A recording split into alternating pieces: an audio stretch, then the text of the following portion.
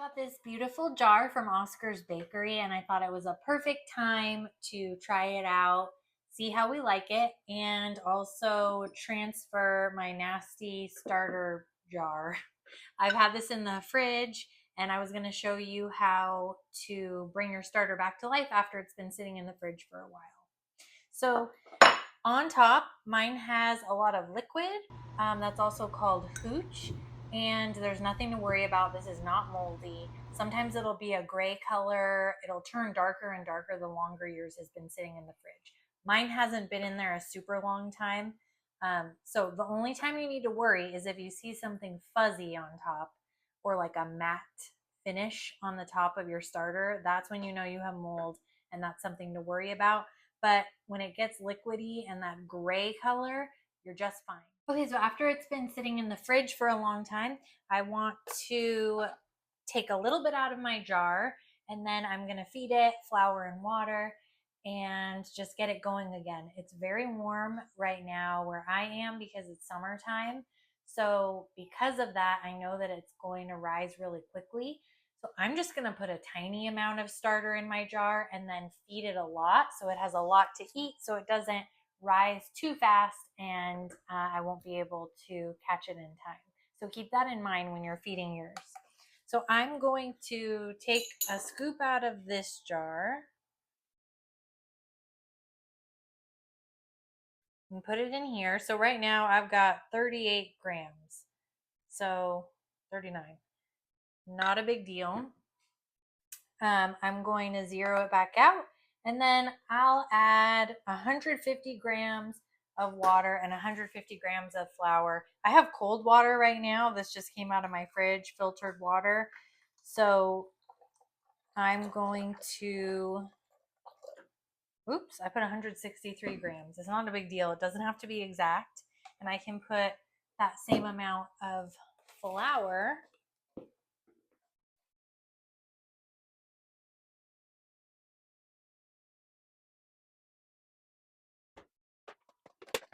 We're going to stir it up.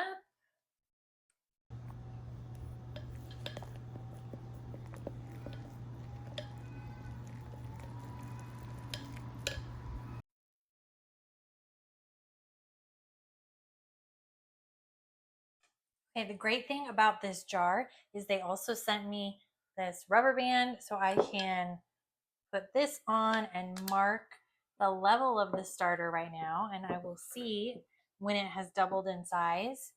It also comes with this cute little, it looks like an old lady shower cap or something.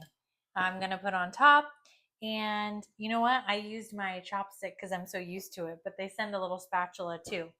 I will put a link and a discount code for this jar if it's something you're interested in.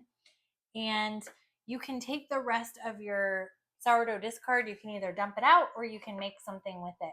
I will link to some recipes down below so that you can make something with your leftover starter. You don't have to throw it away.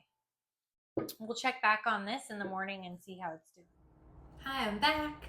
This has been sitting for a while. Last night, instead of just leaving it out all night, I ended up sticking it in the fridge, and then this morning I pulled it out so that way I could watch it because I felt like it might be too long to leave it overnight. And so it's been out for about 6 hours, and now it's looking really good. It's honestly almost past the point of where we want it, and I'm going to tell you how I can tell that. So I don't know if you can see, but it's pretty watery, and when I look at it from the top, I can see that there are a lot of bubbles.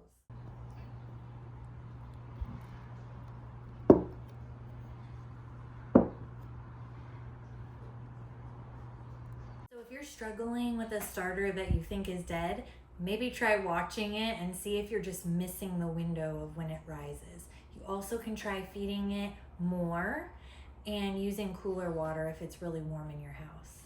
I'll leave a link to this jar down in the description. I hope this was helpful, and if you have more questions about your sourdough starter, could you drop them in the comments? I would love to make more videos to help answer your questions. Bye.